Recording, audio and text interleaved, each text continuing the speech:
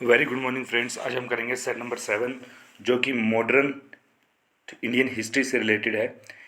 सब टॉपिक रहेगा ब्रिटिश सत्ता का विस्तार बंगाल, मैसूर, पंजाब इत्यादि के संदर्भ में। तो मोस्ट इंपॉर्टेंट 1 to 20 क्वेश्चन आपको यहाँ देखने को मिलेंगे।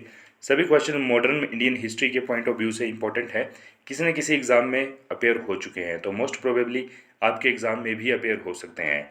तो प्लीज़ वीडियो को पूरा देखिए। वीडियो अगर अच्छी लगे तो वीडियो को लाइक जरूर कीजिए, कोई डाउट हो तो कमेंट कीजिए। यदि आप BSB स्टडी सर्कल चैनल पर आप नए हैं तो प्लीज़ सब्सक्राइब करें।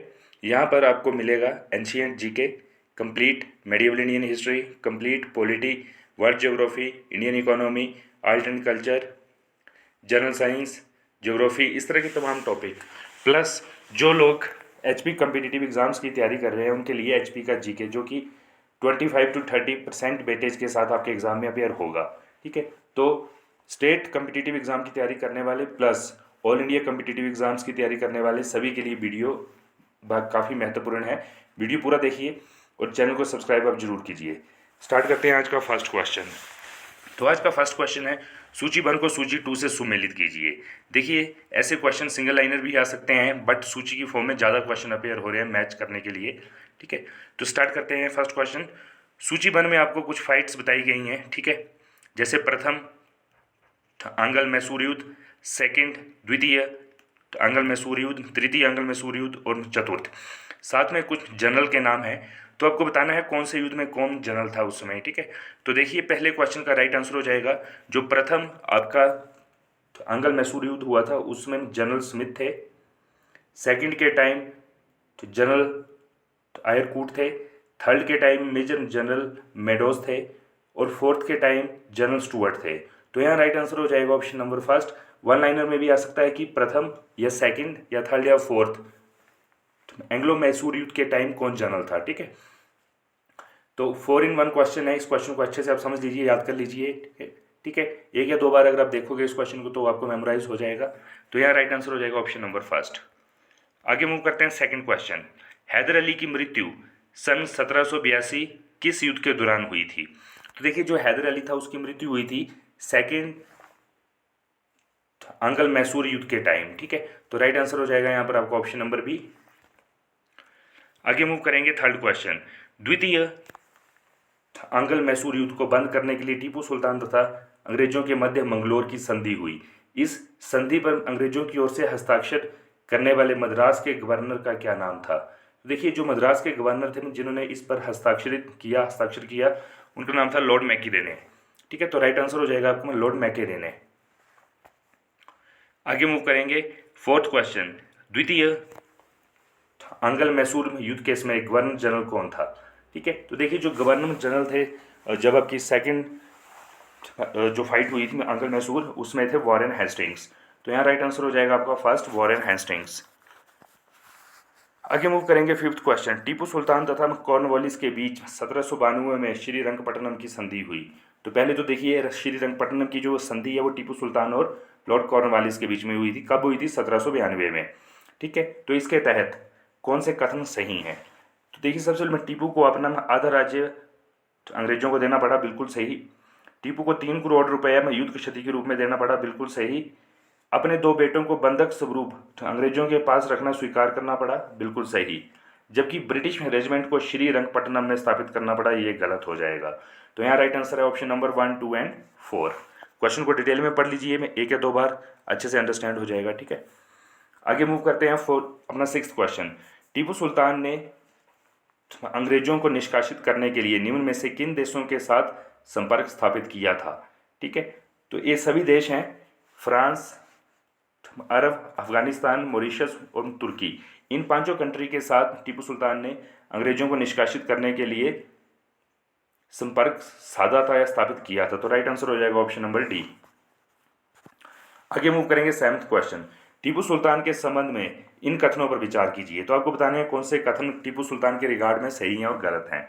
ठीक है, तो देखिए यहाँ पर फर्स्ट आपको टीपू ने नया एक कैलेंडर या पंचांग लागू किया, बिल्कुल सही। टीपू ने सिक्का ढलाई की एक नई प्रणाली शुरू की, बिल्कुल सही। टीपू ने मापतोल के लिए नए पैमाने को अपनाया, बिल्कुल सही। फ्रांसीसी क्रांति 1789 की सफलता से प्रभावित होकर उसने श्रीरंगपट्टनम में जैकोबिन क्लब की स्थापना की और स्वतंत्रता का वृक्ष ट्री ऑफ लिबर्टी लगाया तथा अपने को नागरिक टीपू सिटीजन टीपू विहित करने लगा। तो ये चारों पॉइंट आपके बिल्कुल सही हैं। ठीक है, यहाँ से वन लाइनर क्वेश्चन ऐसे भी बन जाता है, किसने स्वतंत्रता का वृक्ष यानी ट्री ऑफ लिबर्टी को लगाया था या किसने जैकोबिन क्लब की स्थापना की थी। तो राइट आंसर हो जाएगा टीपू सुल्तान। और बहरहाल यहाँ इस क्वेश्चन का राइट आंसर है ऑप्शन नंबर 4, सभी कथन टीपू सुल्तान के बारे में सही हैं। आगे मूव करेंगे हम तृतीय, अंगल मैसूर में युद्ध के दौरान टीपू के विरुद्ध चतुर्पक्षीय, ठीक है, 4 डायरेक्शनल संयुक्त मोर्चा में कौन कौन शामिल था। तो देखिए जो 4 डायरेक्शनल संयुक्त मोर्चा बना था उसमें शामिल थे त्रावणकोर, निजाम, मराठा और अंग्रेज। तो राइट आंसर हो जाएगा ऑप्शन नंबर 1। आगे मूव करेंगे हम 9th क्वेश्चन। ठीक है, 9th क्वेश्चन काफ़ी इंपॉर्टेंट क्वेश्चन है और काफ़ी बार अपेयर हुआ है एग्जाम्स में। ठीक है, तो 9th क्वेश्चन है आपका चतुर्थ अंगल मैसूर युद्ध जो कि 1799 में हुआ के संबंध में इन कथनों पर विचार कीजिए। ठीक है, तो फर्स्ट, इस युद्ध के दौरान टीपू सुल्तान की मृत्यु हो गई, बिल्कुल सही। ठीक है, तो जो 4th युद्ध हुआ था अंगल मैसूर युद्ध, उसके दौरान टीपू की मृत्यु हुई थी। इस युद्ध में अंग्रेजों की पूर्ण विजय हुई और मैसूर के अधिकांश प्रदेशों का अंग्रेजी राज्यों में विलय कर लिया गया, बिल्कुल सही। वोडेयार वंशज के एक बालक कृष्णराज द्वितीय को राजगद्दी पर बिठाकर मैसूर राज्य पर सहायक संधि लाद दी गई, बिल्कुल सही। तो फ्रेंड्स यहाँ पर 1, 2, 3 तीनों ऑप्शन आपके सही हो जाएंगे। मेन बात यहाँ से वन लाइनर क्वेश्चन अपेयर हो सकता है, टीपू सुल्तान की मृत्यु किस अंगल मैसूर युद्ध के दौरान हुई। तो राइट आंसर हो जाएगा 4th। ठीक है, बाकी आप स्टेटमेंट्स जो हैं 1, 2, 3 तीनों सही हैं, इनको अच्छे से आप समझ लीजिए। आगे मूव करेंगे हम 10th क्वेश्चन। किसने कहा था मैं अंग्रेजों के स्थल साधनों को तो समाप्त कर सकता परंतु समुद्र को नहीं सुखा सकता। ठीक है, तो ये स्टेटमेंट टीपू सुल्तान की ही थी कि मैं अंग्रेजों के स्थल साधनों को तो समाप्त कर सकता हूँ परंतु समुद्र को नहीं सुखा सकता।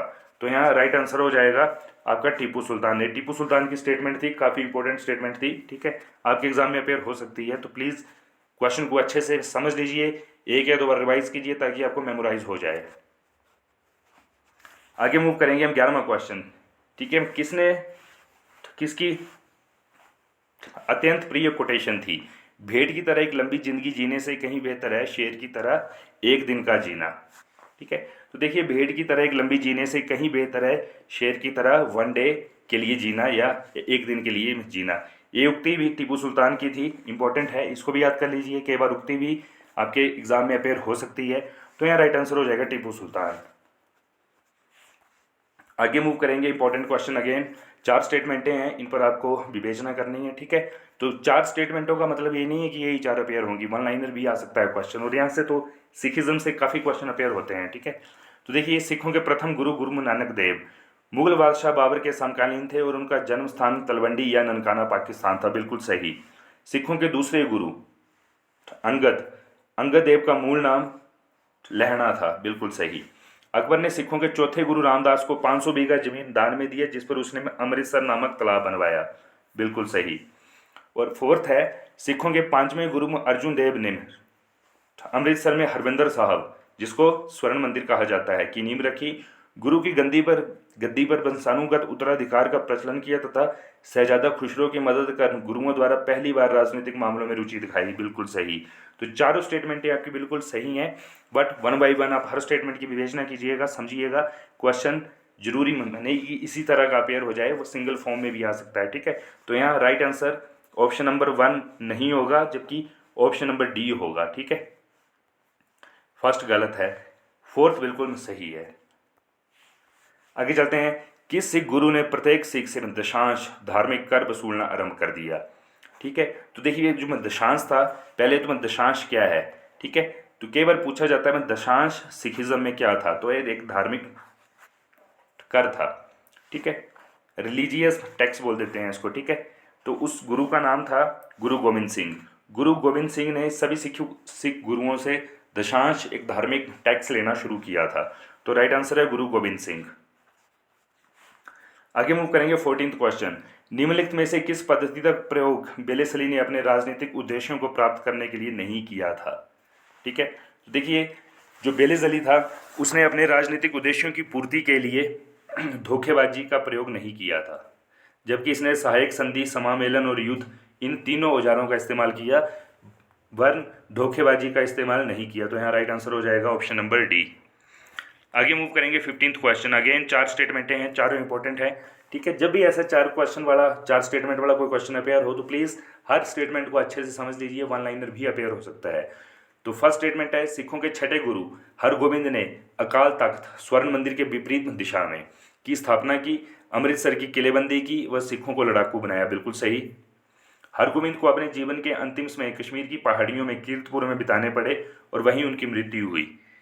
ठीक है, तो ये भी बिल्कुल सही है। सिखों के नवे गुरु तेग बहादुर का मूल नाम त्यागमल था। ठीक है, और उन्हें सच्चा पातशाह की उपाधि धारण की। बिल्कुल सही। अंतिम है, मुगल बादशाह औरंगजेब ने तेग बहादुर की हत्या करवाई, उनके सही स्थल पर शीशगंज गुरुद्वारा दिल्ली बनाया गया। भी बिल्कुल सही। ठीक है, तो यहाँ ऑप्शन नंबर डी राइट हो जाएगा। लेकिन क्वेश्चन में जो इंपॉर्टेंट चीज़ है वो आप ये देखिएगा, सिखों के छठे गुरु ने अकाल तख्त की स्थापना की, हरगोबिंद जी ने अपना अंतिम जीवन कश्मीर की पहाड़ियों में कीर्तपुर में बिताना पड़ा और वहीं उनकी मृत्यु हुई। सिखों के 9वें गुरु कौन थे? तेग बहादुर, उनका मूल नाम था त्यागमल, उन्होंने इस सच्चे पातशाह की उपाधि धारण की थी। और अंतिम है, मुगल बादशाह औरंगजेब ने किसकी हत्या करवाई? तेग बहादुर जी की, और उनके सही स्थल पर शीशगंज गुरुद्वारा दिल्ली बनाया गया। तो 4 क्वेश्चन, इतनी इन्फॉर्मेशन एक सिंगल क्वेश्चन में थी। ठीक है, तो इसको आप एब्स्ट्रैक्ट कीजिए और अपने लिए रखिए और मेमोराइज कीजिए। ठीक है, यहाँ जरूरी में नहीं है 1 2 3 4 ही सही हो, लेकिन हर लाइन में जो एक क्वेश्चन छुपा है, एक वन लाइनर छुपा है, उसको भी आप देखिए, समझिए और मेमोराइज कीजिए। आगे मूव करते हैं। किस गुरु ने कहा था, सरदाद सिरें, यानी सार न दाद, मैंने सिर कटवा दिया लेकिन अपना रहस्य में नहीं बताया।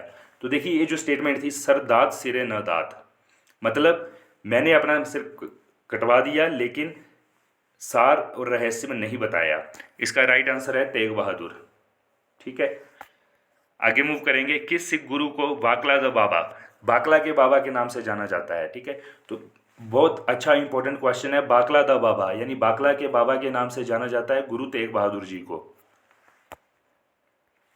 आगे मूव करेंगे 18वां क्वेश्चन। सिखों के 10वें व अंतिम गुरु गोविंद सिंह के संबंध में क्या सही है? ठीक है, चारों स्टेटमेंटें यहाँ आपकी में राइट हैं। ठीक है, लेकिन हमें हर स्टेटमेंट को एक्सप्लोर करना है। उन्होंने बचपन के 9 वर्ष पटना में बिताए। बिल्कुल सही।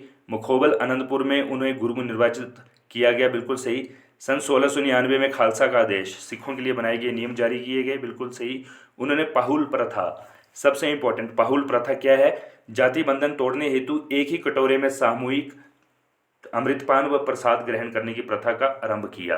तो चारों सही हैं, लेकिन फिर से मैं आपको एक बात बता दूं, जब भी कोई 1 लाइनर या 4 लाइनर क्वेश्चन अपेयर हो रहा है, कौन से कथन सही हैं, तो आप आंसर पर मत जाइए कि सभी ठीक हैं या एक या दो ठीक हैं।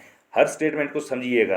अब यहाँ पर आप समझ सकते हैं पाहुल प्रथा का संबंध किससे है? पाहुल प्रथा का संबंध 10वें व अंतिम गुरु गोविंद सिंह से है। और पाहुल प्रथा क्या है? जाति बंधन को तोड़कर एक ही कटोरे में मृतपान व प्रसाद ग्रहण करने की प्रथा। ठीक है, तो यहाँ राइट आंसर हो जाएगा ऑप्शन नंबर डी। ठीक है, आगे मूव करते हैं 19th क्वेश्चन। गुरु गोविंद सिंह की रचनाएं कौन कौन सी हैं? ठीक है, तो देखिए, गुरु गोविंद सिंह की जो रचनाएं हैं वो हैं दशम ग्रंथ, चंडी चरित्र, विचित्र नाटक और जफरनामा। ये चारों रचनाएं गुरु गोविंद सिंह की हैं। ठीक है, कोई भी आपसे पूछ ली जा सकती है एग्जाम में कि चंडी चरित्र या विचित्र नाटक या दशम ग्रंथ या जफरनामा किसकी, किस सिख गुरु की रचना है? तो राइट आंसर है गुरु गोविंद सिंह। ठीक है, तो यहाँ राइट आंसर हो जाएगा ऑप्शन नंबर डी। अंतिम क्वेश्चन की तरफ मूव करते हैं। किसने मुखलीशपुर में लोहागढ़ या लोहगढ़ नामक मजबूत किला बनाया? देखिए, मैं नाम से ही क्लियर है ना, लोहागढ़ या लोहगढ़ यानी लोहे के समान मजबूत। तो इस जो किले का निर्माण करवाया गया था बंदा बहादुर द्वारा, और बंदा बहादुर का एक और नाम है वीर बंदा बैरागी। ठीक है, ऑप्शनों में कई बार बंदा बहादुर ऑब्सोलीट कर दिया जाता है, वीर बंदा बैरागी लिख दिया जाता है। ठीक है, तो दोनों सेम ही हैं। ठीक है, option number C right answer हो जाएगा। तो फ्रेंड्स, ये थे top 1 to 20 most important question Sikhism को लेकर। काफ़ी अच्छे क्वेश्चन थे। ठीक है, मोस्ट प्रोबेबली आपके एग्जाम में अपेयर हो सकते हैं, और ना भी हो तो आपकी एक तैयारी हो जाएगी, और अपेयर हो तो आप इसको आप कर सकते हैं। और जो 4 लाइनर क्वेश्चन है, जो कथन वाले क्वेश्चन आ रहे थे, हर कथन को, हर स्टेटमेंट को, हर लाइन को ध्यान से समझिए, मेमोराइज कीजिए, कुछ ना कुछ एब्स्ट्रैक्ट आपको वहाँ से मिल ही जाएगा। तो फ्रेंड्स, ये थी 20 क्वेश्चन की मोस्ट इंपॉर्टेंट वीडियो अच्छी लगी हो तो वीडियो को आप लाइक कीजिए, कोई डाउट हो तो कमेंट कीजिए, और यदि आप BSB स्टडी सर्कल चैनल पर आप नए हैं तो प्लीज़ आप चैनल को सब्सक्राइब आप जरूर कीजिए। Okay, thank you.